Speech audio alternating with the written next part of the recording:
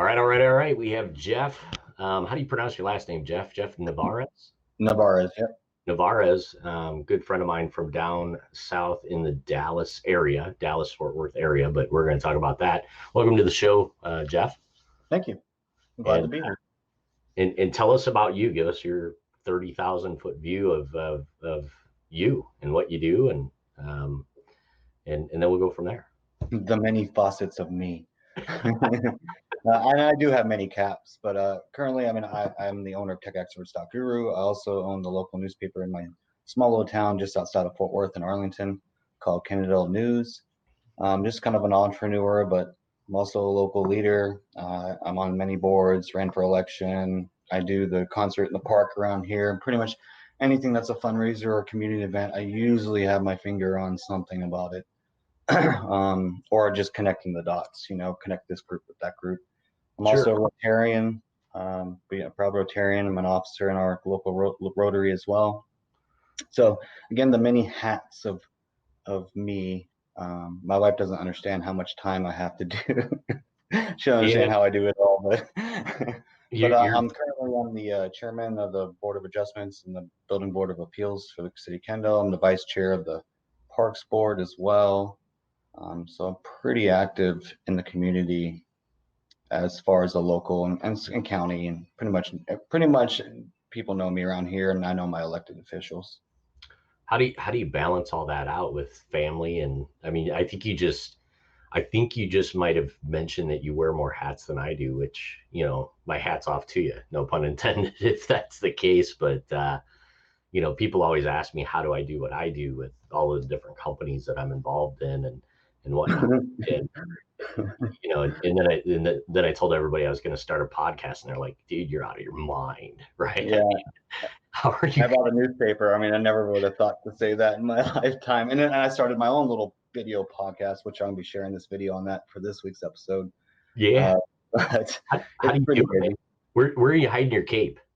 Well, for me, I have a simple philosophy. I'll sleep when I'm dead. I remember the one time I heard that you sleep 1/3 of your life away. I was like, nope, not going to do that. And so I get about 5-6 hours of sleep, even with all the kids and the babies, and the different schedules. But in the end, my true philosophy about it is God doesn't give you more than you can't handle. So, if he says go, I learned a long time ago to obey. And this is where I'm at by obeying. So obedience and servitude, that, Christ says the greatest commandment is love your God and love thy neighbor. And so that's why I serve my community. If you do you follow Grant Cardone at all? Mm-mm. I met Grant Cardone back in, I want to say it was 2000. And, back when I was in car sales, which was just a train wreck because I'm a terrible salesperson, but I did car sales. So I met Grant Cardone, and he had this phrase that, you have to choose a direction. And once you choose a direction, run as fast as you can in that direction, because even if you're wrong, you'll find out sooner. I like that. And I kind of live by that. And I've chosen many wrong directions, right? Sure. Not necessarily,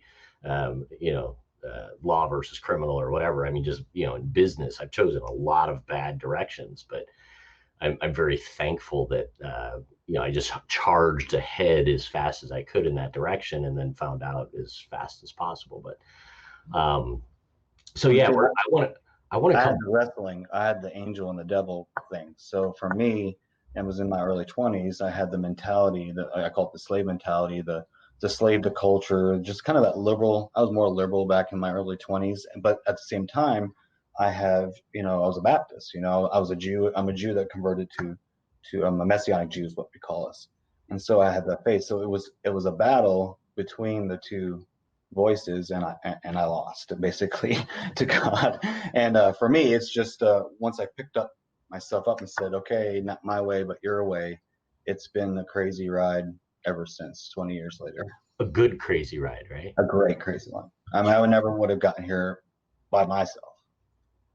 And I think that's important for people to realize that their belief system, whatever that may be, does have a bearing on their direction in life.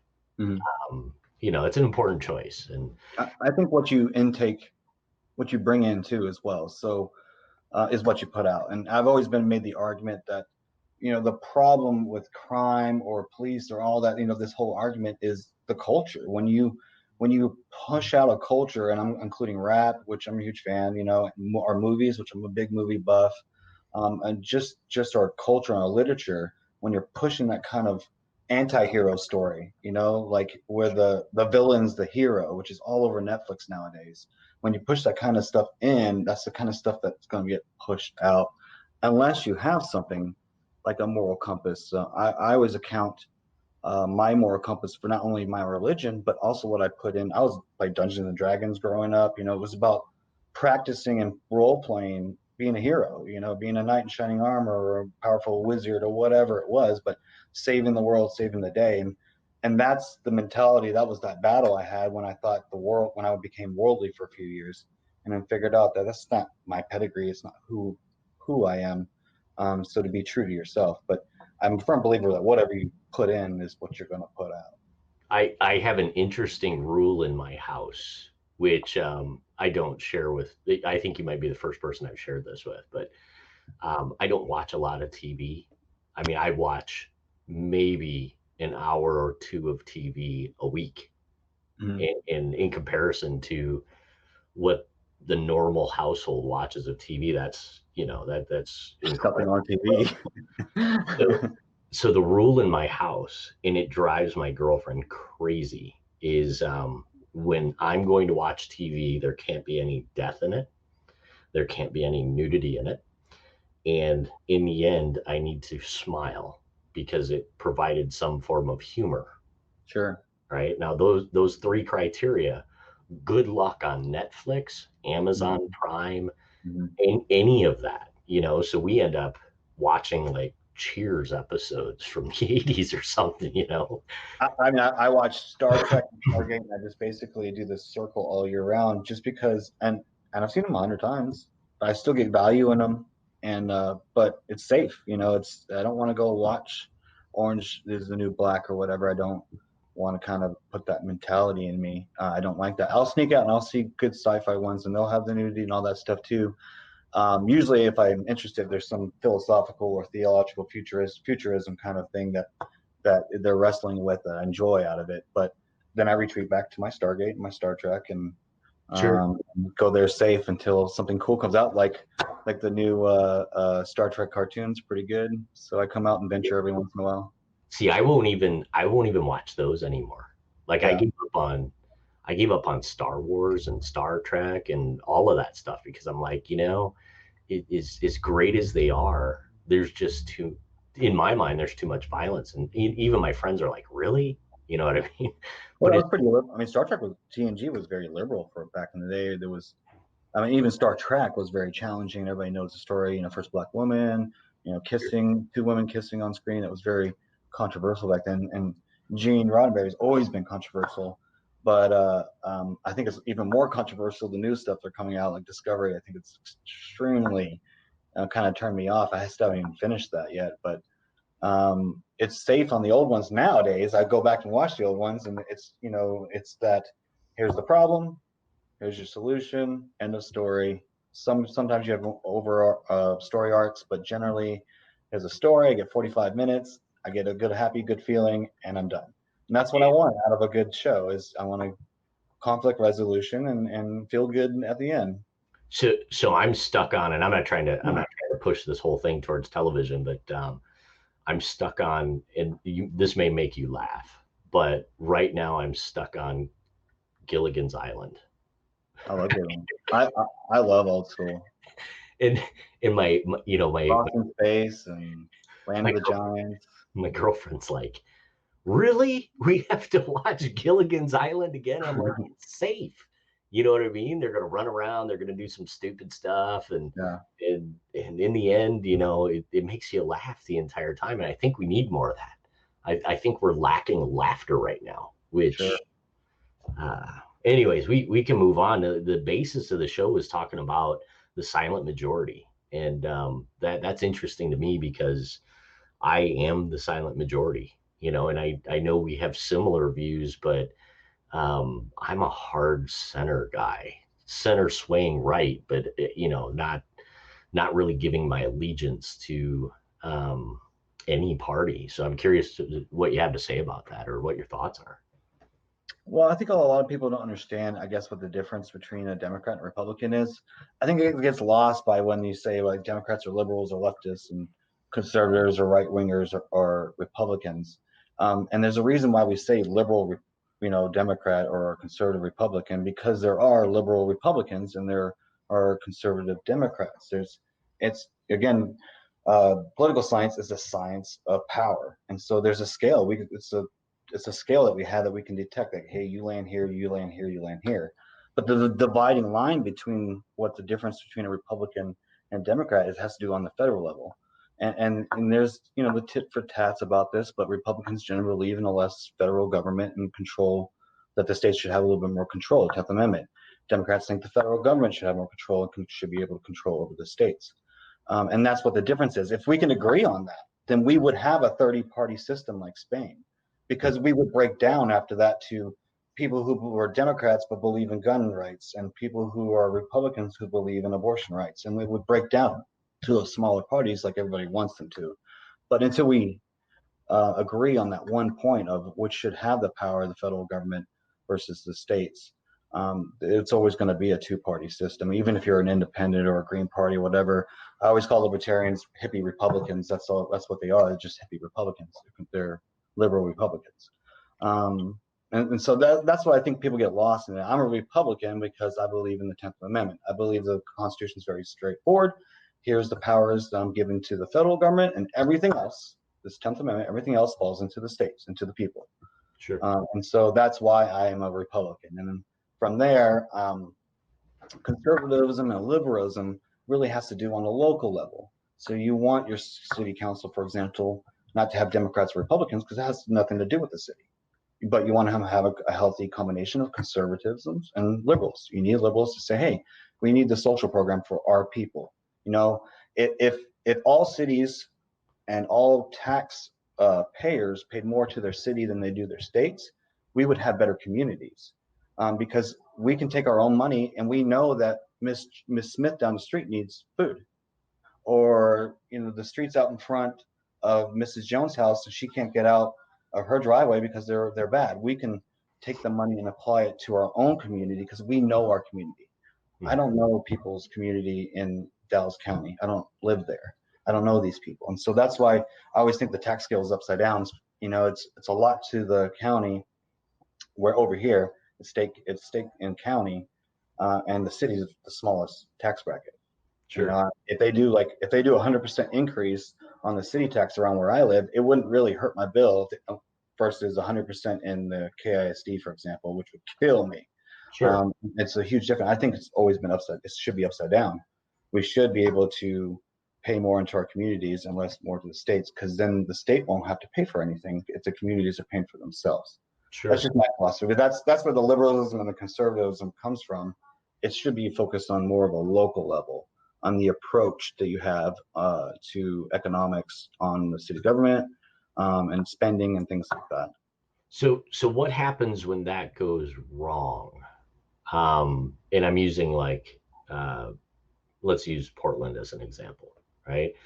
And I'm curious, and I'm not trying to lead you Good down, example. but me as the guy that, and people don't know this, Jeff, but I adamantly didn't really pay attention to the news or even politics until probably November, December of last year. Okay. So for me, being a guy who doesn't watch television, who does specific research, because in our industry, in yours and my industry, Sure. we're consuming so much content, Yeah, about so many different things, that I didn't have the I don't band. watch TV. I watch YouTube. Yeah, yeah, All day. yeah, and you're researching different things. Yep. So I found myself in this really weird position where I never watched the news, I never read the news, because it wasn't pertinent to what I was doing. And at the end of the day, with all of my business interests, I didn't have the bandwidth to even really care about politics. And then November, December, and I won't talk about like the past family history, but all of a sudden I turned on the news. I think it was like, it might have even been January. And I was like, what the F is this? You know what I mean? Like Yeah. not really paying We attention. call you guys the awakened. Yeah. Yeah. And I was like, You these finally, people, the ones that don't vote and they never pay attention, they're starting like, what's going on out here? What are you guys so uppity about? And then you turn on the news and you're like, what happened? Like, how did we even get here? Like, I don't even understand. and And actually to I'm make, getting, in the meantime, we're getting more gray from it because we've been yeah. waiting for you guys to wake up. Well, so it all started because of my trip down to Texas. Yeah. I don't know if you're aware of that, but you remember it was like You went to October. Austin, I believe, right? Well, I went all over. I went Okay. through, Oh, yeah, yeah. You did your tour thing. I remember you posting about yeah. So all of a sudden I drove through Austin, and I hadn't been in Austin since I was in the military. it. New So I California. remember, I remember Austin from 20 some years ago. And I drove through Austin. I was like, what the F happened here? You know what I mean? I was like, this isn't even the same city that I remember from Mhm. 20 plus years ago. And Yeah, I think that was I my used wake to up. live in I used to live in California, and when I took my wife down to Lake Travis, which is on the west side of Austin, just 2 years ago, we drove on the north side, and it's been many years since I've been to Austin. It used to be nothing. Mhm. All I saw was Calabasas from the north side all the way to the lake, about an hour and 20-minute drive. It reminded me of Calabasas and just how much they blew up from all the California transplants. They all went to Austin, every single one of them. Wow. It was it was kind of heartbreaking, but so I think that was like step one.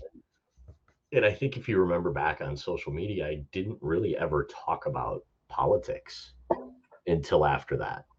No, you're never banned until a few months ago, basically. Yeah, well, banned on that account. But and so all of a sudden I start paying attention, and I, start looking at the news. And like I said, it was like probably like November, December, and I was like, man, these people have lost their flipping minds, Yeah. and so and it's kind of sad because my Common sense is not a common thing anymore. well, so my opinion of Dallas Fort Worth, from being in the Army, because I was stationed a majority of my time at Fort Sill in Oklahoma. Mhm. And so we would go down into Texas, we would go down to Fort Hood, and we spent a lot of time down in Texas. And it was like Texas was kind of my safety blanket of normal, if that makes any sense. Yeah, it does. I lived That, all over the United States. Trust me, it's the reason why I came back to my yeah. home state. And then you visit 20 years later and you're like, ooh, this is bad. I mean, Yeah, I and it's live, been happening for about 8 to 10 years now. We've had this exodus of California and New York, same as Florida's been getting to our areas. And what's happened, and it's been great. Like our projections, we blew our projections for our DFW area over one of the fastest growing areas in the country. So it's Houston. It's on the top of the list as well. But what happened was all that came in the cities, in the suburbs, mhm, and all the Texans got tired of the traffic and don't California my Texas, and so these people went out, mhm. and our real estate exploded because California crappy house that you sold for 800 to $1 million, you get 4 times the house here, and all that money left over you're paying cash. And my wife and I were looking. That was the exact time my wife and I were first looking for a house, and the market exploded in our face. Like house that was on for sale for 190, what was selling cash for 230, Mhm. 275, 325 cash. Like it was going crazy, and it took us through 2.5 years to finally get a house in the area that we wanted, just because we knew the people and was like, don't put it on the market, please. And that's what's going on. So you go outside the area, more in the country, more of the true Texans is what I call them, are starting to move out to those rural areas, and those cities are expanding now. Stephenville and Crowley and those just south of the area blowing up. And so everything, Texas is just prospering, and then we have been for almost a decade now, and we've always been prosperous, but just that kind of sharp incline. I mean, construction, forget it. You want construction work around here, you're paying just as much as a used house, and it's just and it's 6 months waiting list. So Um, my mother and part of going to Texas in October was my mother and my older brother live in Stephenville, Mm. and that goes hand in hand with How my about that town? a joke I'm going to tell you about Stephenville while I was there. So Stephenville is a college town. They have Yeah, Tarleton. Tarleton. So I driving all over doing the things that I was doing in Texas, and then you know last thing I wanted to do before I went back to the hotel on the one night was to stop through Starbucks. And so I pull around and there's six cars in front of me. Okay. And I'm like, yeah, this isn't bad, six cars. And all of a sudden I'm waiting in line for like 45 minutes. I'm like, what the crap, dude? Why does it take 45 minutes for six cars? And I realized that it was like Friday night and every car had five people in it and they're all placing individual orders Wow. through Starbucks. So six cars was 30 people or whatever. And I'm like, this is just crazy. Right. And finally I pulled up and paid for everything. And I was like, why is the wait? And they're like, well, because we have to do all of these transactions for each vehicle. Oh my goodness. God. I was stuck in a McDonald's drive-through one time. I got you so beat. And I'm on the phone with my friends chatting. 10 minutes have passed, and this lady's still ordering on like two cars in front of me. We haven't moved. I'm like, 30. She did by the time I got to front, she did $120 worth of McDonald's orders or something. Holy And of course they were shocked and couldn't make it. And she did it through the drive-through. Like, why wouldn't you go inside or call ahead or something? Like, people are like, I'm so sorry. I'm just so sorry. That lady. I'm like, I heard her order for like 15 minutes.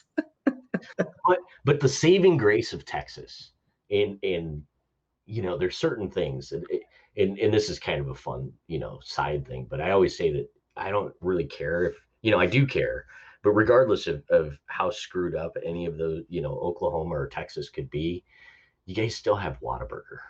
Yeah. And that's the saving grace. I mean, yeah, partially owned by a Chicago company now, but we still got it. Is it really? Who owns? Yeah, they sold the majority stake. I think they still own a little bit, but oh man, the quiet stakes, retired stakes. It's some restaurant conglomerate out of Chicago, but they've held true with it. I don't think they've cheapened it or anything yet, and they're still trying to expand to other states because it's in Florida now and Oklahoma, Louisiana. Like they've kind of like spread out just a little bit. Sure. That was kind of my spot when I was in the Army, was Whataburger. I mean, they had, and back then people don't even remember this, but they had a menu item called a sissy burger. Do you remember that at all? That was like 20 some years ago. That would be that could not happen in today's world, to list a menu item as a sissy burger, right? Yeah. Yeah, there's this taco place around here that had the Republican and the Democrat, and that's the type of taco. They got rid of that. I'm like, what? You can still order it like off the menu because they have a lot of off the menu items, but like, why? Like, I know you're right next to TCU, but why? Yeah. So let's talk more about the silent majority, because we kind of got off topic, but I'm curious to hear your thoughts on it, because one of the challenges that I had, and I will share this, is I grew up in a very super ultra Republican family, like beyond belief. They didn't care who was actually running for office. They wouldn't look, they wouldn't read, they would go to the ballot or go to the polls, and they would straight vote the Republican Party. Sure. One of my exoduses from the family, whatever you want to call it, was I just didn't really get into politics because I didn't believe in that. And so when I came back into the circle, it was really holding true to that independent, I call it center right. I do have conservative views, and you've seen some of them. I tell people sometimes I make Republicans look pink, right? As far as how I feel about different things, but I just still kind of fall into that center group, which is or is not the silent majority. I don't know. And you're exactly the way you're describing it tells me that you're that silent majority. You fear to say I'm a Republican or a Democrat. We already made that difference. We defined that. So you're either one or the other. anybody who says, like, to me, a libertarian, you can be a libertarian, I have no problem with that. But when you say these things, you're afraid to attach either or. If you're independent, you're afraid to attach anymore. Now, I'm a conservative Republican, but if I feel a Democrat was a better choice of the two, I surely would. Not in today's times, but 10 years ago, I definitely would have done it. If I felt they were the better candidate, they could do a better job. But I just think that by you describing it, and that's how a lot of people feel, is that I don't want to say I'm Republican because I don't want people to come run over my Trump side, for example, or get it fired. Some people are getting fired from like Google and all these, corporate companies. And so there's that fear. And what I've found, especially just when COVID, when people were trying to get back out after COVID lockdown the first couple of months, just in the last couple of months, right before we started talking about silent majority and how they just did that poll that came out 2 weeks ago on how that could be a superpower. We just can't poll them. The silent majority doesn't want to be polled. They're not going to polls, and they're saying, no, I don't want to answer your question. And that is skewing the results. And there's this big kind of block there, about 60% is what they're saying. That's very quiet right now. And they feel that they're more Republican or they're going to vote for Trump is the argument. And I've seen, because I'm very loud, and I have been, if my Facebook page is /Jeff, the number 4 senator, I did set that up 12, 14 years ago. I've always made it the purpose. The whole reason why I got on Facebook was I didn't know until that you could share that kind of stuff. Once I figured that out, I got on Facebook in like 2008 or whatever. So I've always been very loud, and I found in the last couple of months, and this happened 8 years ago, but as a smaller scale, was people messaging me and saying, thanks for saying that. I can't talk about it because my family or job or whatever, but I'm thankful that people are like you are out there doing that. But the weird thing that's been happening in the last couple of months is people I know who are conservatives or secretive about it are sharing stories, not on Facebook, but in Messenger. So instead of putting it on Facebook, not because necessarily don't want their audience to know that they agree or disagree with this post, but they don't want Facebook messing with them. They don't want Facebook blocking them. I think Facebook describes me, if you go on the back end, as extreme conservatism. I don't think they want those kind of labels. And so, but they went underground, basically. They went by Messenger. I'm going to send it to you directly. Here's what I've seen, and here's what I believe, and here's what I support. So, and that's the silent majority. They're underground. Do you think the silent majority is dangerous to both parties? Because I'm going to drop a bomb on you here in a moment, but no. I tell them they're fear for their own lives, basically, in some shape, form, or form. Not, maybe necessarily death, but livelihoods and things like that. They're afraid to be vocal. So no, I don't think they're dangerous. I think they're dangerous on a voting block. Right. That's what I. Do both parties fear the silent majority because of the unknowns? Right. The way Democrats are acting right now, I think they are afraid of it. They're really attacking, and they're really supporting the BLM supporting them. And I think they're afraid because the increase of the black voters for Republicans has increased 30%. Now, Democrats still have the overwhelming majority of that voting base, but it's gone up like about a third in the last two years. Again, the awakening. You are part of that waking up. So I'll share my journey over kind of the last, I don't know, 9, 10, 11, let's say the last year. But as they started going through this whole thing, I actually made a decision in my mind, and this may throw you for a loop, but if Tulsi Gabbard had received the presidential nomination for the Democratic Party, I had planned on voting Democrat. Okay, that's real. Right now, my opinion is that I'm not necessarily voting for Donald Trump, but I'm voting against the Democrats. A lot of liberals have come forward on the YouTube stars. I watched Tim Pool, who's a left of center Democrat guy, and he's been hating on the Democrat Party for over a year now, a couple of years now. But his friends too, who are very liberal, very supportive, they're, the Walk Away campaign, Latinos for Trump. I saw one the other day, Native Navajo for Trump. And these are all popping up. I'm part of the Jewish one. I'm part of the normal walk away, and all these things. And these groups are getting stronger and bigger and louder. I don't know if you saw what happened in California, that rally base. That was very loud, even on the public scale of news, to even see that. It's kind of, I Here's the mean, here's the danger, though. I don't know if you read this today, but you know, Trump may, or we're going back to media bias, right? Which is a whole different show in itself. And we could talk about news and stuff like that, but um, now they're talking about how Trump is considering pardoning Eric Snowden. I And haven't heard that yet, but I read everybody's that. been debating and wanting. But I think Snowden's too far in to even get that. To me, I think what he did, I'm happy. I'm happy what he announced. I would rather know what's going on and how they're doing it. For example, as an IT guy, they're telling us that VPNs are no longer safe. The CIA can go up and snatch you, and once they realize that's you, they got you forever on that VPN. So we Sure. know that they're not tunnels and they're not safe anymore. I'm glad he did that, but it's treason. You should have done it the right way. You need to come back and face the music. And then if Trump wants to, pardon you after that, that's on him. He's the president. But to me, you have to come face the music. You're an American citizen. I think you were in the right. Come face the music and let's get justice done.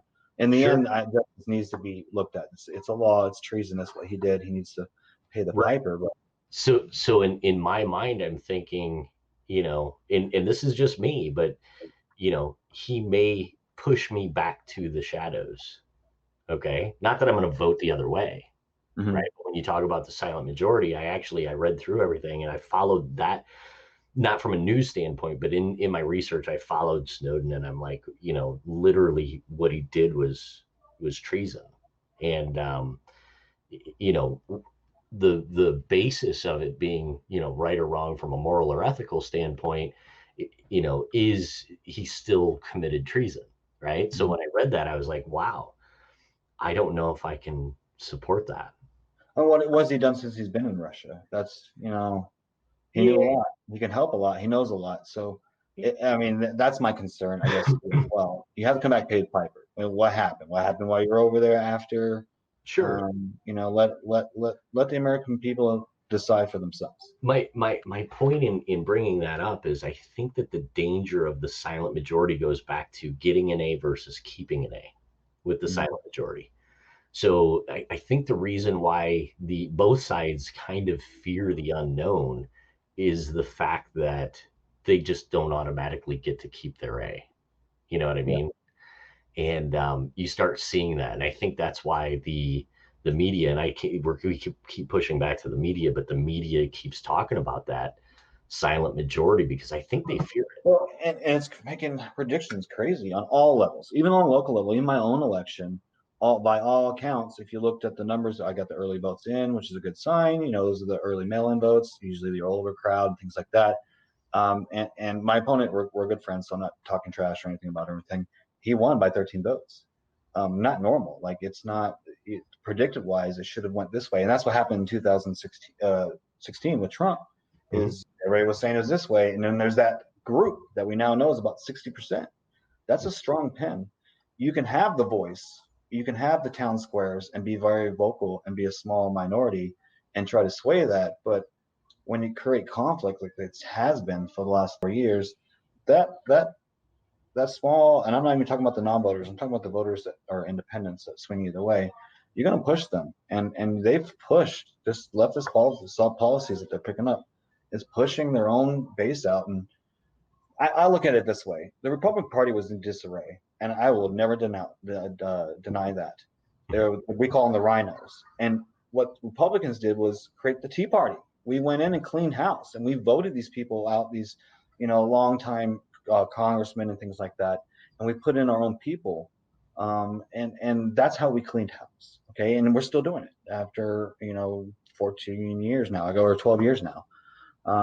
I think the Democrat Party needs to do the same, but instead of having their own, grassroots group to clean house, they embraced the original grassroots, which is the leftists, and that Sure. has broken their party. I just think they're a broken party, and I don't think we'll see the recovery for them for a while. Yeah, they have the town square, but I mean, YouTube by itself, even though that's controlled by liberals, is still very. I can watch live what's going on in Seattle. I can watch shows like yours or Tim Pool's and stuff like that, and get to the raw truth and cut. I don't watch CNN anymore. I rarely watch Fox News, and so I have a real hard time with, going back to the Democratic Party. And, and I have a hard time because I'm so, I guess, new to paying attention to politics, that sometimes I have to look at who's in what party still. Right. Which is, yeah, it's kind of fun, but somebody will say, oh, and Shifty Shift or whatever, or Shift, whatever that dude's name people is. in And I'm wolf like, clothing. We have that in Texas a lot because in a lot of counties it's mostly Republican. So if you have any chance of being elected, you do that. Not that we don't have Democrat. Like my commissioner is a Democrat, and my state rep is a Democrat. They won that last poll where sure. it was strong Republican before. But But that was the Beto effect. I call it the Beto effect. But I look at the Democratic side right now and the national side, and it drives me crazy because I keep joking around on like Facebook, just count the wrinkles, right? And I call what's her name, Nancy Pelosi, the California raisin, Mhm. because I mean it's like you just take these people, these four or five, there's the Nadler and who's Man, the I mean, it's a felony to say this, but I think he just needs a good punch in the face first of all. And Pelosi, in my opinion, is the worst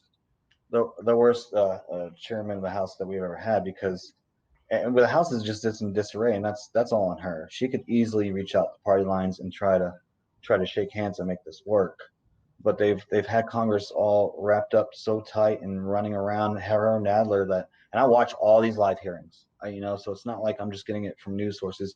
I watch all this crap, and it's disgusting me, just on both sides, and just the politics of it all, and just get to work basically. And yeah. my congressman doesn't do that. I know Ron Wright, and he's a good man. He's always been a good leader in our community. So I know he's actually staying out of it. You don't hear him on the news for a good reason. He stays out of it. I think that's dangerous though too, and I'll give a local example. A lot of people have sadly have never heard this guy's name, but have you ever heard the name Dean Phillips? Mm, mm, So he's in Congress right now, mm. and he ran against an incumbent Republican, and he kind of spawned passion for me. In the Republican dude, I can't even remember what his name was, but he did these smear campaigns here in Minnesota against the Yeah, guy that were just terrible. And this guy Dean Phillips comes from a family of wealth, but he ran as a Democrat more because that's required here in Minnesota. Which is sad. I mean, it's hard we have to the same thing in Texas. and so this guy stands up. He drove all over Minnesota in an old ice cream truck and did kind of a farm to farm campaign. And then in his debates, he just slammed pretty much all politicians. Yeah, I'm not a big It, I yellow mean, paper guy at all. so he starts slamming Pelosi and he starts slamming the Republicans and the Democrats alike. And he's like, I'm a no nonsense guy, come from a business family background, and that's my platform. And I plan on going in and kicking ass and taking names. And he wasn't in my district, but he would have caused, if he was in my immediate backyard, he would have gotten my first ever vote for anything. Okay. Um, and then he got elected. So Yeah, he unseats the Republican guy in 2016, right? I haven't heard from him since. He's been in Congress for 4 years, going on 4 years now. And I'm like, how flippin' stupid is that? That this yeah. guy who I was just so confident as what would have potentially been a voter that this was the right guy. I don't know. Is he even still there? Like you never hear about him. So And, and that's why I tell everybody just get involved. Like even on a local level, just go to your city council meetings, meet your councilman, have them know your first name, and then if that's interesting, then do all the cool, crazy Republican Party parties or the Democrat parties and that they have to meet your elected officials. But at least during election season, they usually have in your county like a convention of everybody who's running, and you Mhm. can go around and shake hands and meet every one of the candidates. Sure. And I, at the very least, just go out. And in Texas, we vote for everything, even judges. And this November, we're going to have the biggest ballot. I think my like 5 pages or something. It's and the city one's last. So, and Sure. that's the most important. There's your city elections. They directly, whatever they decide directly affects you, and that's going to be on page 5. I think is what one of my buddies is rerunning around here is saying. That's That's crazy. So you have yeah. to come in with a cheat sheet. It's going to take 15 minutes just to do a vote, and that's a lot of research too. And it just sucks because it's COVID. Usually we break up ours in May, city elections, November, and nobody in city election wants to be on a national ballot. That's just it's dangerous. It's dangerous for your election because you're going to get more votes. It skews the vote. Usually the people who vote city are committed and are smaller. But when you have that kind of party line vote going on, like what happened with Beto, I call it the Beto effect because Beto got those people voters out. It skewed the vote all over the place. Now Texas is turning purple. No, that's not what happened. It was Beto got people probably never vote again to come out, and that's what happened. And so that's what happens when you put that local election on the national platforms. You get all these national voters out there, and they don't know who that judge is. And that's why they tell you, and if you do anything in politics, like you're an analysis or an advisor, you go pick your slot to see which order you are. Sometimes the incumbent gets first, but usually around here we pick your name out of a hat. You want that first spot because if they don't know, they might pick that first spot. Sure. And studies show that that's what mostly happens. It's That either name recognition or that first spot. that brings up an anomaly that is here right in my backyard in St. Paul. I've been looking at the local politicians, who's on city council, who's all, who are all of these people, because I just see all of this craziness happening. And I actually discovered something which I thought was not possible, right? I'm looking at everything and I said, that isn't possible. There is a district in St. Paul with an empty seat that nobody took an elected position in the last city council election, right? And I think it's District 4 or something. And I'm like, did Y'all didn't appoint? do what? I'm sorry. They didn't appoint the position after? Nothing. It still remains an empty seat, and I'm like, how is that possible? That disrupts the democratic process. Well, I just everybody has their own ways, and traditionally New England has what I call the old school way. So they have like the aldermans and stuff, and so their rules are a little bit different. Texas is more of a constitutionalist. Texas was founded on a constitution. Like when we joined the United States, it was about we were Americans that were rejoining the United States, basically. Hmm. So Texas is kind of they set up all their systems with that kind of constitution. It's also a result of Reconstruction as well. Um, but so it's a little bit different down here in the South as far as politics, but they might have different rules. Usually down here, if there's a vacancy, let's say like we have a city councilwoman who's running for um, not sheriff, but constable. And if she wins, she'll vacate that spot. So the city council will appoint somebody in that spot until it's time for election, which But is the city council seats are always filled there. yes. Is that correct? I think it's unusual not to fill it. They must have some sort of rule where the district has to get their own representation.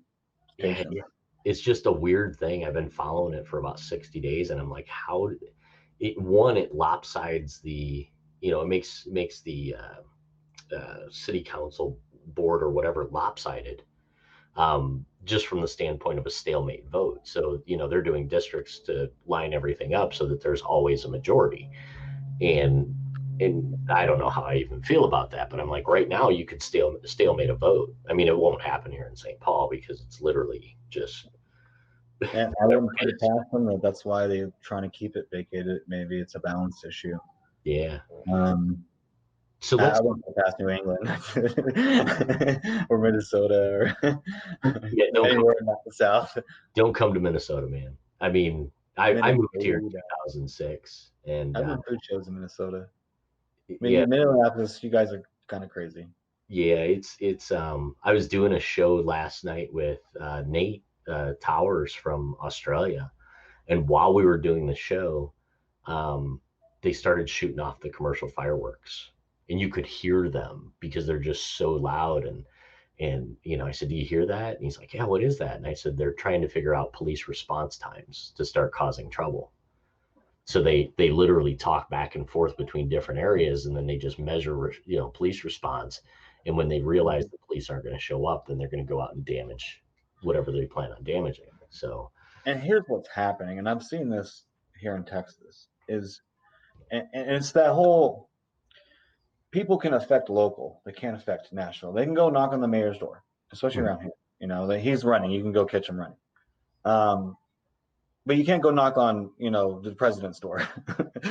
sure, And so people who want to, and they're pissed off at the federal government, they're pissed off at Congress, they're now vying for control on the local election, and it's affecting cities big time. I know Arlington, they had an election, and the citizens voted to put a restriction on their city council as far as how long you can tenure there. Something I'm adamantly against, especially on a local level. For me, anything in a position of power, that direct power, like a governor, for example, should be restricted. The president should be restricted. But anything that has a assembly, like a city council, there shouldn't be. It takes things forever. I've been in my local leadership for 12 years now, and I'm on projects that I'm started 12 years ago. Still, it's just we meet once a month. It takes time, and sure, everything about bureaucracy and red tape just takes time to get there. Plans that we put into as a city 10 years ago are just starting to come into the end fruition of it all. And so when you lose that tenure, especially on a local level, you just lose connection. Now, and to me, it's the worst thing that you can do to the power of the vote. You're saying that the voters of the city who want this really good guy who represent them, and they voted for him, they obviously you don't want them to vote for them anymore because do, do you like, that think doesn't make sense to me. that going in reinforcing what you just said, do you think that it's just mainly because of the backlash, because Yeah. um, they can't make that impact at the national, state or national level, so they're targeting the local side, and it's like, Mhm. I can't punch this guy in the face, so you're the next guy in line over Yeah, here. and I don't blame them. In matter of fact, I encourage these groups, right? I encourage you if you feel like you're going to get active and do it, great. And that's I've encouraged groups to come back and get me in the butt. I lost an election from it, but I encourage that. And if you can get your neighbors together and go out there, great, do it. Get off your butts. I'd rather you be doing something, even if it hurts me, than do nothing and hurt us all. Sure. But absolutely, I've seen that growth of participation and that anger. Are you mad at the federal government or Congress for not doing anything? And so you're going to make the city that has nothing. You're whipping the wrong person, first of all. Um, but I want your attention here. As a community, we can shake hands and we can get a betterment community and come to some sort of ground. We don't have to whip it. You're mad at Congress. Go whip them. Go restrict them. There's no So reason to do it on a local level, in my opinion. so that brings up kind of a good point, is, from a technology standpoint, of where technology can hurt more than it helps. That if you're drowning out the local, right? So you have this national thing, and I watch all of these. I watch people, from a social media standpoint, and I see just so much anger and frustration and all of this other stuff from a Mhm. national level. I forget. I think it was Kamala Harris or whatever. When this was way back when, I don't know. She said something about Georgia or Alabama or something, and I was like, "Why are you even speaking about Alabama?" Right? And this is kind of where I Yeah. I lean hard to the right. Yeah.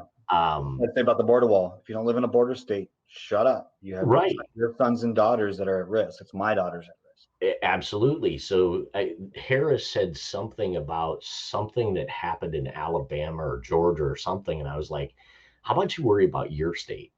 Yeah. You know what I mean? And I didn't say this out loud, but I remember thinking, I was like, "Why don't you play in your own sandbox and figure out your garbage there?" Well, and that's the whole point of the United States is 50 different personalities. We have 50 different cultures, not one culture. It's 50 different culture, which makes one culture. That's what we export out. But the values of Minnesota is not the values of Texas. And I guarantee the Texas values and California values. Oh, So why are you going to force that? That's why I'm a believer of the 10th Amendment. Let us do what we want to do here in Texas. let us fight it over amongst ourselves. I don't And, need you telling me what to do, California. and when you start talking about the border wall, California does have a border wall, right? Yeah. And so does Texas, but Mhm. they're even though they're connected, they're not. Yeah. You know what I mean? So if Texas wants to build a border wall and they're all for it, and for good reason, and California doesn't, well, not that it's Well, not the same. California does. Yeah, yeah, They finished that wall in south of San Diego, and all the sheriffs got together and said, "We've already seen a reduction," and this was like 2 years ago, or a year and a half, I guess, by now. And they're all for it. Arizona sheriffs also, because they reached to Arizona, were coming over saying, "Thank you, like this is great. Like now we can focus over here until, I don't care. It's one of the oldest inventions on Earth for a reason. I have a sure, fence, and it works. It yeah. works. It works as a deterrent. Is somebody going to jump over it? Yeah, and then they're going to get my gun in their face. But It, the it, deterrent for them not to jump over, and I have signs that say I have guns. So and I always make that joke that the ones that don't want a border wall sure have high fences around their homes, and it's such hypocrisy. And I'll lead in and kind of take a pot shot at my backyard, but we want to. City council votes to dismantle our police department, but then all of the city council has private security guards, yeah. right? I'm like, come on. There's that one city council in LA who wants to defund the police and voted for it and everything, called in the last 3 months, called 8 times, 9 times to get police out to his house because the mob was out there destroying his house. Yeah. Okay. It, I get it. it's, And it, that's the one rule for me, for y'all, and no rule for me kind of it's, mentality. it's like when I see the videos of the Antifa people crying for, wanting police officers after they get beat up, but they're out there like, punching police officers and doing all this crazy stuff. And then the moment that they feel that need, they expect that police force to be there. So. And see, I've always been a firm believer less laws is better. You know what? You're making one rule for a staple rule for everybody. And I'm not talking about, laws of morality or anything like that. Mhm. But seatbelt laws, for example, which I'm totally against. You're making us wear a seatbelt, otherwise you're gonna fine us. I mean that to me, that mentality is control. For Yeah. me, it should be liberty, right? Like let me decide my fate for my family, and my community. And Yeah. so and that's one of the things I love about Trump is when he came in the office is he started checking off things like get rid of this, get rid of this, get rid of this, and release the power of the American people onto the world. And until COVID, we were dominating. Now China's dominating, huh? Go figure. Yeah. But I think they have their own. China has some issues that are starting to point themselves out, though, and I they're would, power playing right now, and they're in a good position for a they're, techno. that's a whole They're in a different. good position. They power played this very good the last 6 months, Yeah, and that'll they've been planning for years. You can see everything that'll lining up. come around though because I think it was short sighted, but that's a whole different. Yeah, that's a whole different episode. Yeah. We're Um, talking local. yeah. So when we go back to let's go back to the local because I think that's important. That when we started talking about this, I thought, well, it's how tough is it? I mean, from a local standpoint, you have this huge challenge of drowning out or attempting to drown out CNN and what in social media even, and how do you get into those voters? Well, Uh, we do know this, that the change came on the rise of Facebook and social media. So we've had social media for a while, like Pandora actually was a college experiment on music and social media back before social media was social media. mhm, That's what it was, and it turned into Pandora. And then we had MySpace first, of course, right? And before that was bulletin board systems. If you're a nerd like me, you did BBSs. sure. But when Facebook came and people had a voice like me, who started doing politic commentary on Facebook and being loud about it, we can see that. And my opinion, it comes from being able to say something without consequences. I'm a firm believer if you're going to talk trash to somebody, get ready to get a punch, punch in the face. It's just how I was raised. Mhm. And so you have a place now with no consequences, which is exactly why we should never defund police. Go look at Facebook and what happens. People say the most awful things like, "Worst the presidents would die," and all this other stuff, just awful. That's us. That's what human beings were faulty. This is why I believe that everybody needs to be a Christian. This is why we need Jesus. That's us. We're Mhm. naked on Facebook because there's no consequences. When you have no consequences, this is the filth that comes out of us. And we know that before, if you look at the line again, Paul's political science, right? Science of power, that it was actually mostly moderate on a wave, right? So here's the middle, left, center, right of center, right? And it was a swing up of mostly moderates. And then what happened around Facebook is it went the other way and it bowed out this way. And so Mhm. now you have a lot of left and a lot of right and barely anybody in the middle because information's free on the internet. It's as fast as lightning on Facebook. And at the same time, it's a place without consequences. And so when you say things like, think people should die, and I might believe similar to you, then that's the voice of that whole side. But we see the studies, and it's the rise of Facebook or social media with that kind of bow out on who's what. I'm gonna challenge you a little bit, not in a bad way, but I think hate is easy, right? I Sure. think it's easy to hate, and We're it's simple by nature. hard to love. But I also think that we find ourselves in a current climate where love is considered weakness and hate is strong. Sure. And people are drawing strength from hatred of anything. And this you can tell me I'm just out of my mind, right? Or I'm off my rocker, but I looked at the local thing and I said, um, I I think that the person who leads towards love from a local level may win based on that platform if it's strong enough, right? So, and I'm not trying to push out any. I'm looking at the marketing side, right, of what we do as an industry. But if everybody is so stuck on hate, and somebody with the right gumption at this point from a local standpoint would push out the message of love and community and common ground and everything else from a local level, that might be marketing genius. Because Sure.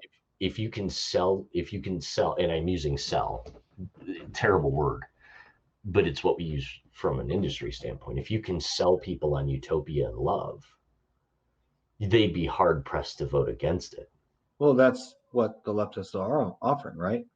And I guess you also got to understand the dynamics of the poli sci behind governance too.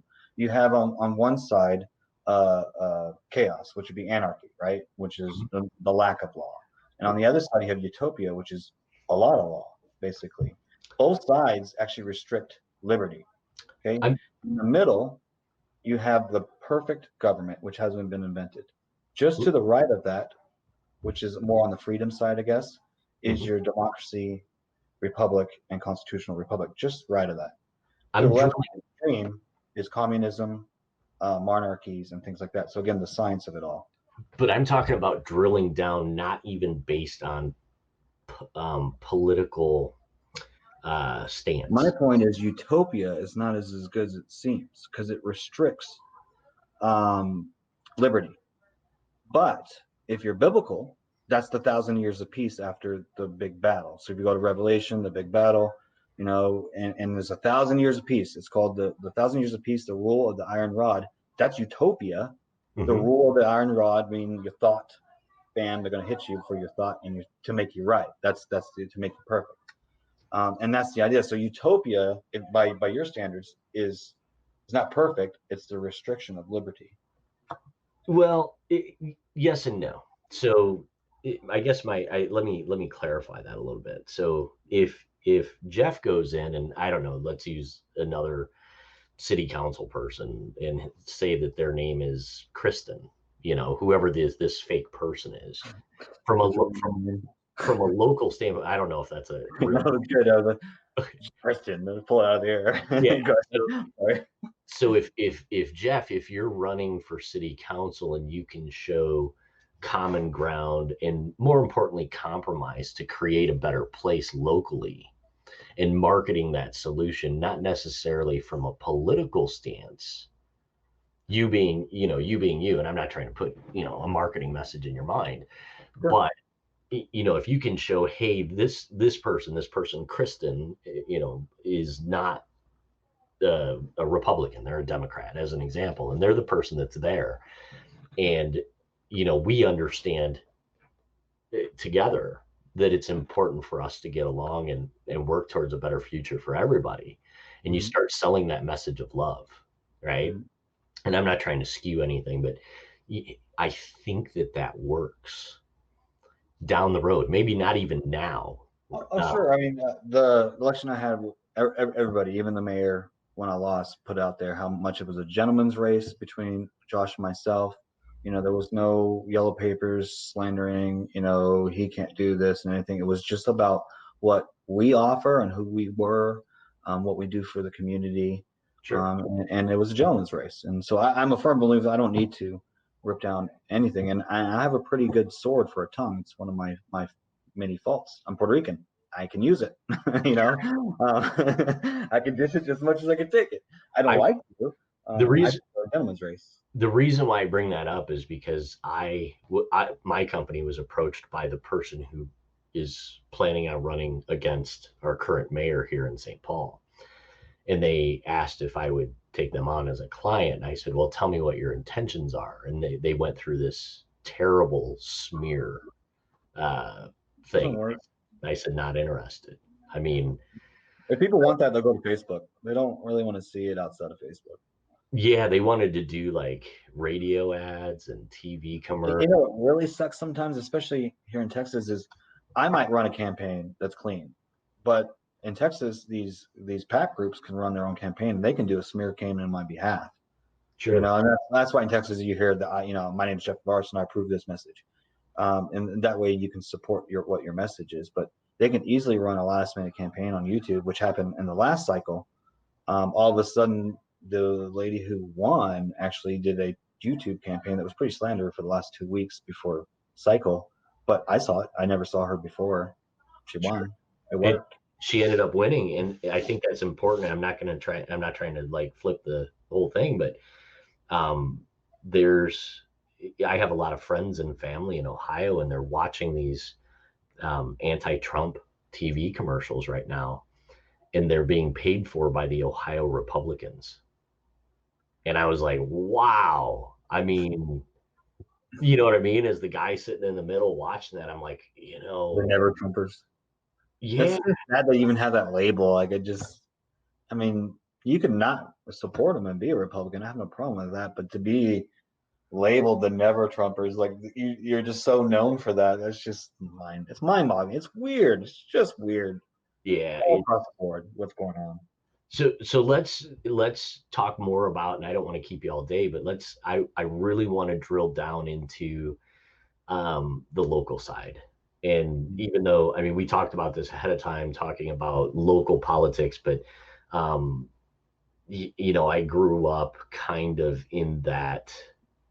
My later teenage years, my dad sat on the planning commission for the city, or city planning commission, and stuff like that, and all of the politics that were happening, and small town of 5,000 people, and everybody knew your name, and um, I think there's a message, and I'm trying to pull this out of you, Jeff, and I know we didn't talk about it up, ahead of time, but drilling down into, one, what is the current struggle of local, and what is our first and most important step, regardless of where you live, in order to be more responsible as a citizen of a city towards the local political scene. Sure. Always the biggest issue on a local is money. Like you usually get the lower end of the shaft, and there's two types of tax systems for cities, right? Our city is based up on property tax because we really don't have an economic base here. We get sales tax? Yeah, it's pennies.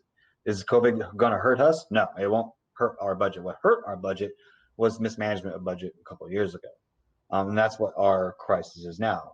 Arlington, which is right next to us, is in a crisis budget. they are 40% or 60%.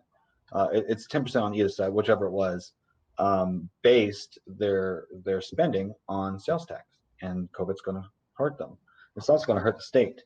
And a lot of people are afraid that nobody's going to be able to pay their tax bill to get it to the ISDs as well, the school districts. So on a Mhm. local level right now, and forever, and forever forward and backwards is money. Like it takes a lot of money to run a city. A lot of people don't realize that you can't use the mentality of your home budget. It's a corporate budget. If you know how to do corporate budgets, you can do a city budget. There's rules and regulations, but there's also like simple things like if I wanted to bid for a job for the city, it's the lowest bidder in a range. Like you are required to be in this range. I can't just go in there and say $10 and expect to win. There's a range there, and that's why things for the government are so expensive that people say, well, why? This sounds like it's ridiculous. Well, that's the rules. That's what happens. It's there for a reason. And a lot of people just don't know the little nitty and gritties on a local level. And so when they're attacking, and this happened in our city too, like when they're pissed off at the federal government, they come attacking on the city. And yeah, they might have some good ideas, but their premise is good, but their application is wrong because they don't understand. They don't get all the information. And it's a huge learning curve. I'm still learning after a decade of service to my local community on how to govern a community. And I know my mayor will say this to support what I'm saying. Even when he's a poli sci professor, even with all his years of knowledge of that, did not prepare him appropriately for doing city council and all the things he does. He does Tarrant County. He does a lot of stuff. But doing this is learning and reading and studying and up and things like that. So first thing I would say is get involved, because this is the most direct thing that you can do. It's the most thing that's directly affects you as well. Understand what goes on, who does what, and why. Ask questions. There's at all city council meetings, there's a public forum. Go talk, go speak. When you start speaking, you'll see city council start coming up to you after and shaking your hand and talking to you a little bit more about and reach out. I know all my elected officials by first name up to the state Congress level. I know I can. They know me by first name. I know how to get a hold of them if I have something that I need, and they know how to get a hold of me. I was on our previous congressman's advisory committee. Get on these committees. If you want to have a voice, go be your voice. We need multiple voices out there in different perspectives. That's how we can prosper as Americans. Sure. And that's what I think we've lost is for me. I was an army brat. In Germany during the Cold War, it was about America, an American. It didn't matter what color or skin or where we were from or whomever. We were American Army, and we were in foreign territory in a scary situation. So my mentality has always been America, and we're Americans. I don't see black and white and Puerto Ricans and Mexicans, and I think I think the perpetuation of the government asking these kinds of questions, like when you apply for a loan or anything like that, I think perpetuates that kind of mentality. To me, we're Americans, and I love Californians and New Yorkers just as much as I love Texans, and we're the best country for a reason, and I think we're starting to lose that, and we just need to get back focused. If everybody paid attention to the local, our national would be strong. Yeah, it's in, and you bring up a great point that it's where does the right messaging and um where does it all start? And I think what you just said was powerful, Jeff, because if we are not we are no, how do I say this? We are foolish to think that we are just going to sit back and make all of the changes from the top down. Sure. In at some point we have to realize our civic responsibility to our local, um the people, boots on the ground, right? I mean, and that's important to know. I mean, if you look at it from a corporate business structure and you go from the national on down, you have, the president as the CEO, and then you have a whole bunch of executive VPs, and then you have, directors, and then you have managers, and the city is at the management level, and that's the most crucial part of any company is the management level of, from the local side, and how do we push that and create the right buy-in and participation to make positive growth, or find common ground, or whatever that message looks like. And I would challenge the average Joe that you know that they need to be more involved, like you're saying. And one of the things that I realized by not paying attention to politics for so long is that I kind of feel like I failed my basic core civic responsibility to this my backyard and the city that I currently find myself in, which is laughable from the national standpoint. When you start reading about the craziness that's going on here, and I guess the message being is that it could happen in your backyard if you aren't paying attention and you aren't involved. And I Yeah. take responsibility for that. Yeah, and my best advice to everybody is don't assume that everybody is corrupt and it's all corrupt and you need to fix it with a hammer. Hmm. Is it corrupt? Sure, sure. Do I think there's a corruption all over the place? Power. Wherever there's power and money, there's corruption. But Sure. that doesn't mean necessarily that your local leaders are corrupted.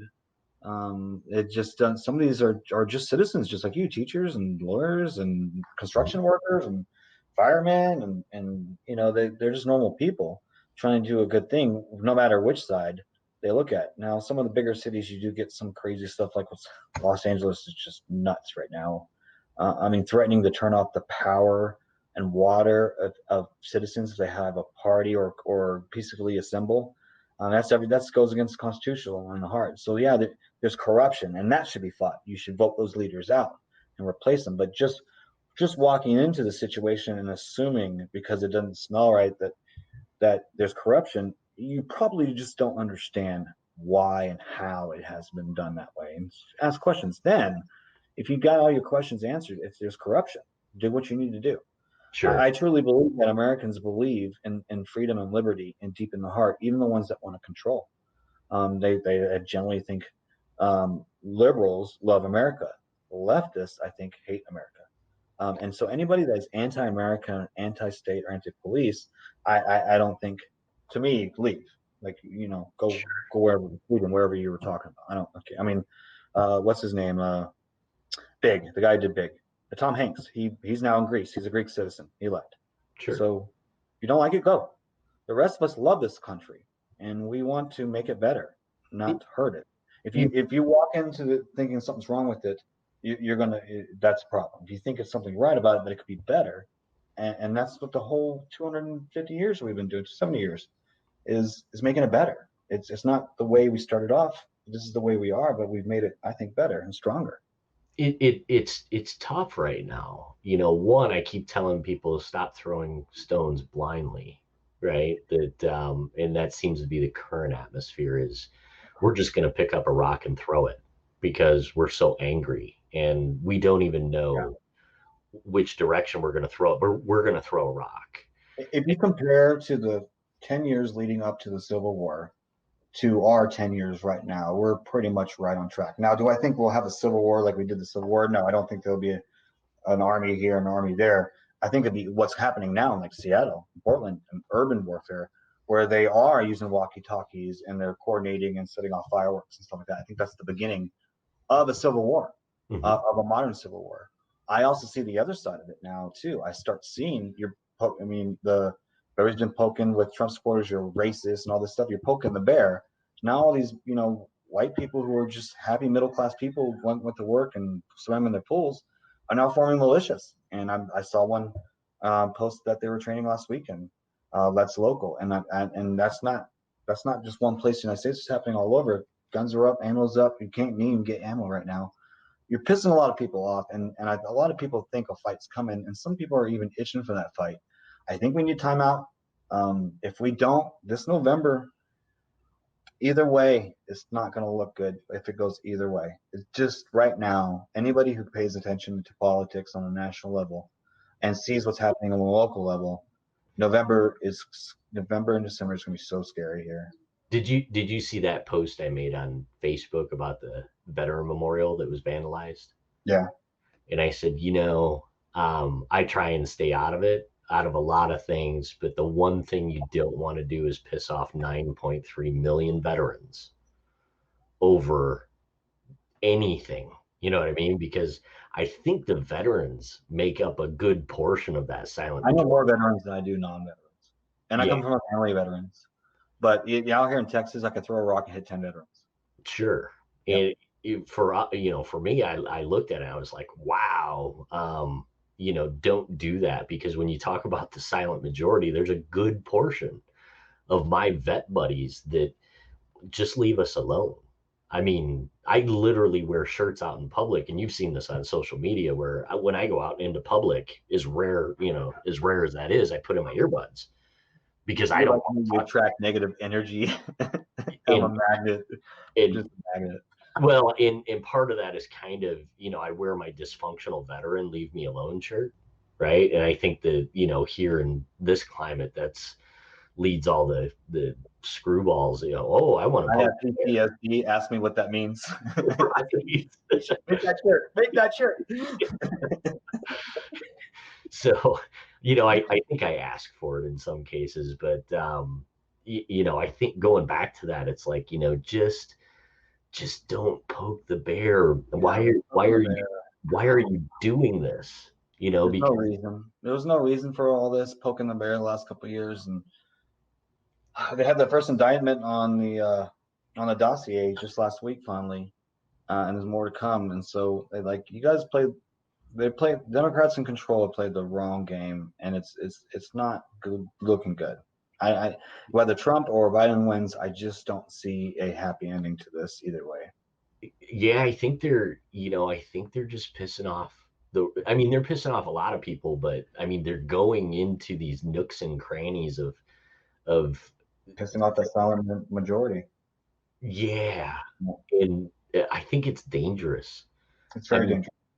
you see, so one of the things that you're talking about, these militias and all of this other stuff. I mean, I have a lot of communications with those people, right? That it Mhm. from all across the country, and some of the things that I'm seeing within the vet community, um, you awaken like this terrible, terrible beast. Not you guys, but these. I mean, you pissed off the people that who went overseas and fought for it, Mhm. who lost friends, who did all of this other stuff, Yeah, and all the sports are talking about not having national anthem on the TV anymore. yeah. Why? Like why? And they're not going to do it. Like and NFL saying they're going to might break the contract with the military or whatever. Oh yeah, yeah, and it's that's dangerous, man. That is just so dangerous right now, and they're playing with fire. Yeah, I don't like corporate companies that play politics. Like, stay out of it. Like I don't shop at Target anymore. There's several places I just won't go because you're an idiot and you played politics with the wrong ones. And this is hurting people. This is hurting people too. Like I know you know how the Gillette went woke and Hmm. they went broke. Nike went woke and they went broke. Yeah, and that So the Gillette line, that's kind of close to me because the company that did that was a company called The Garage, and they bid against us, and they want, we do different projects with different companies, and the big corporations, when they proposed that project, I was like, this is not gonna happen, this is not gonna go well. But they had all of these younger marketers, that these huge companies are, trying to go after that younger, greener marketer, and then they're getting these crazy liberal ideas on their advertising campaigns about bullying and everything else, which is real. But yeah, that's I mean, today it's very simple. I mean, even comedians and entertainers, you just alienated half of your customer base. Like, mhm. why would you even I would never do that. I would help, I keep my business separate from, like my tech experts is on the gayborhood, which makes it a gay safe business is what they're promoting.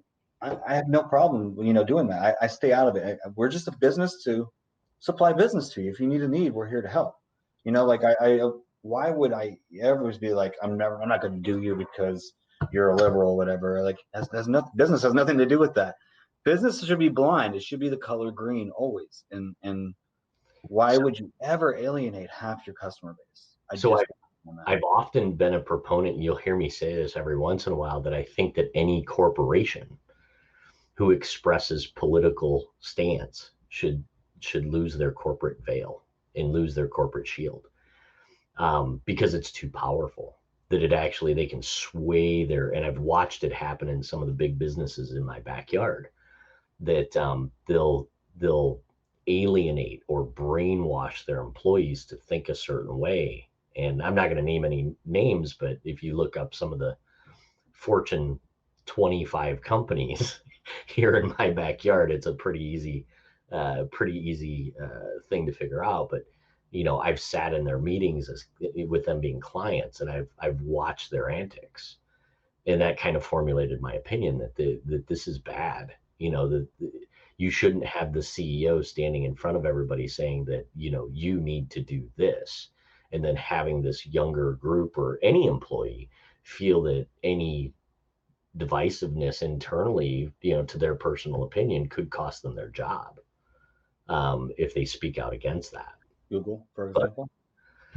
yeah, it's I And don't. again, they're poking the bear. Google and Facebook by doing, and the shenanigans they're doing on YouTube and on Facebook. We all know, we all see it. If you're on the right side, you feel it. There's just no doubt in your mind what's going on.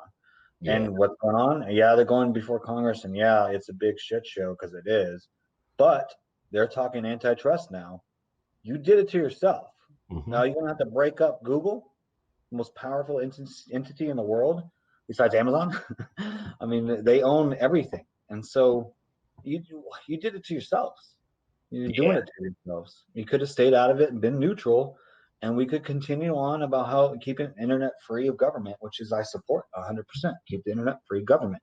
Internet is not a place. It's you and me connected together. Why would we want the government involved in that? Mm-hmm. And so I'm a supporter of that. But you're bringing on yourself, Mr. Yeah. Zuckerberg. You did it to yourselves. If you don't know what's going on in your own company, it's your own damn fault. Then I'm an extreme conservatism according to Facebook. It says it plain as day. What the hell does that mean? Like, what is that? Is that an insult? Are you complimenting me? Like, it's just like you're doing it to yourself. Stay out of it. Be a company. Give your service. We'll throw your money at you. And I have that happen with Facebook and Twitter. I mean, I think I'm on my 4th Facebook account now. They start shutting it down, and golly, it's tough, because as soon as you don't agree with this extreme liberal ideology, you're the enemy. And sure. it's just, or turncoat. sure. Yeah, So like Candace Owens, for example. yeah, so I bring it up. Alan West, who's now our Republican chair of Texas, just got voted in as Republican. Colonel West. Who is? I'm sorry. Colonel Alan West. He was. I don't know who that is. He ran for president last time. He's black. He's ran for one of the Republican Party president. Well, he's now our Republican chair for Texas. Gotcha. Yeah, we have. That's a whole different. Anything there is probably way better than here. But give us a 5-minute closeout, and take the last 5 minutes and talk about what's important to you, and I guess what close the show, and tell us what's your lasting message, or what's the end goal for you. I think that what we need to do is just take a breath and just take a moment and stop and shut down these loud voices that are just false. And I think if you take a look around and talk to people in your community, you'll see that things are way different than what the news is telling you. If you go down, and if you want to go to other people's community, go to YouTube and see these live feeds and live discussions in their own community. And the internet's great. It's free. And we're all out there. So get the information yourself. Don't be spoon-fed either way, whether you're a Republican or Democrat. Go out and find the balance, find the truth. And I think that's important because for the first time in my lifetime in the United States, I see war or civil war or civil unrest or breakdown of civility in the United States, and that scares me because I'm an American. There's no reason. We're the land of the free and home of the brave. We bring liberty and light to the world. This I just think the control, the voice is so loud. Turn it off. Go out there and reach out to your community. Just imagine if the whole world worried about their own community, have a better place that would be. And really, that's the principle of democracy too. If everything was a democracy, then there would be world peace. That's the principles of democracy. And this idea of community comes from Christ. And it's very clear. Jesus said the new commandments are love God first, love your community second, and then after that, it's you. And I think what he's trying to tell you is, hey, if we all look out for each other, just here, just right here, because he knows the future, we're going to be way all over here. But if everybody could just focus on that community, what a world we would be. And so that's just, I guess, my message is community first. Get out there, volunteer, or at least just meet the volunteers in your community. Ask them questions, let them tell you stories, and just be involved in the community. When you have events, like the library holds events, there's usually like a concert or some sort of venue in your city, in all cities. It's one of the, I guarantee all cities have it. It's one of the principles of cities, is to have culture. And when cities don't have culture and events, they die. It's just a fact. So get out there, understand, learn. It's so much to learn, but just get the gist of why things are done certain ways when you have questions, why it should be done, and don't be naive and shut down the other side's voice. I still listen to the other side, just to see where they're coming from. And if we all have that kind of mentality, I think we can meet in the middle. Awesome, man. And if somebody wants to get a hold of you, what's the best way to do that? Sure. CanadaLnews.com. That's my newspaper for the local community. I also own TechExperts.guru, which is an SEO agency, IT agency in this area. And I'm on Facebook. I keep it very public. My phone number's on there. I do that on purpose for emergency, and anybody needs to get a hold of me. I run a 24-hour business, so anytime is a good time to get a hold of me. I'm always available for community. Awesome. Well, I appreciate you. I appreciate you being on the show, Jeff. And, I want to drill down kind of in, bring you back into different, very specific episodes about specific topics, if you don't mind. I mean, I think you're very level-headed and the voice of reason from, maybe a side that I don't even see at times. I try to be. I think to me, it's common sense, but I mean, we can't. It's a democracy. We have to have compromise. The whole idea of being democratic is compromise. Sure. Well, I appreciate you being on, and I wish you a happy Sunday afternoon and what's left. So thanks, Jeff. Mm-hmm.